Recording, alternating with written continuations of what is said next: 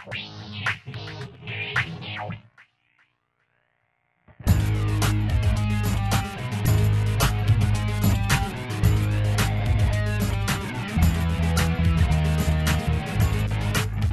fait 33 ans que j'ai commencé le volley et depuis 1991, je suis en France.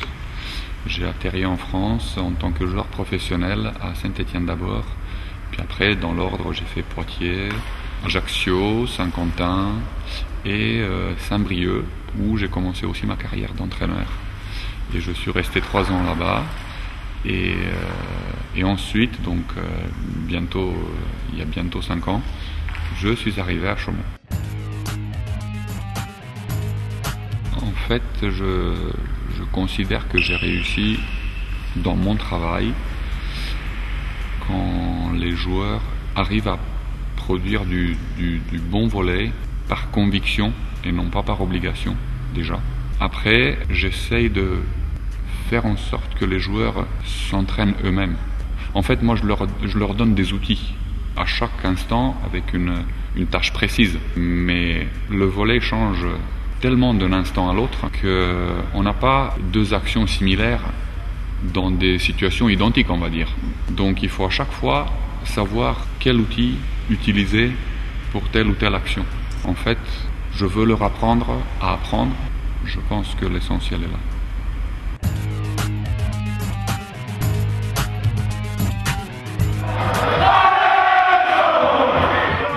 C'est un public qui est très très chaud, c'est un peu la réputation qu'il a dans le championnat de France, quoi. On le considère comme le public le plus chaud des équipes professionnelles. Et c'est vrai que c'est une grosse importance parce que dans les moments que ce soit difficile ou alors d'euphorie, ça rajoute un petit peu d'ambiance, ça amène même de l'ambiance sur le terrain, ça nous pousse un petit peu à nous dépasser. Il y a un public à Chaumont, il est envié, même dans certaines équipes de Pro A. C'est connu des joueurs, c'est-à-dire que quand nous on recrute, ceux qui sont venus jouer ici savent qu'ils seront soutenus et que c'est agréable d'entendre scander le nom de son club, voir son prénom ou son nom, voir sa nationalité tous les samedis quand on joue à domicile. On doit au public un certain nombre de points. On va dire que d'une certaine façon, le public chaumontais est connaisseur, donc exigeant. On a pu constater que la salle se remplit ou se désemplit au gré des résultats. J'ai aussi une certaine philosophie en ce qui concerne le supporter. Les supporters sont présents à côté de leur équipe pour supporter, non pas uniquement en cas de victoire, mais tout le temps. Punir l'équipe par l'absence, c'est pas forcément la chose qu'on apprécie le plus, mais c'est la réalité.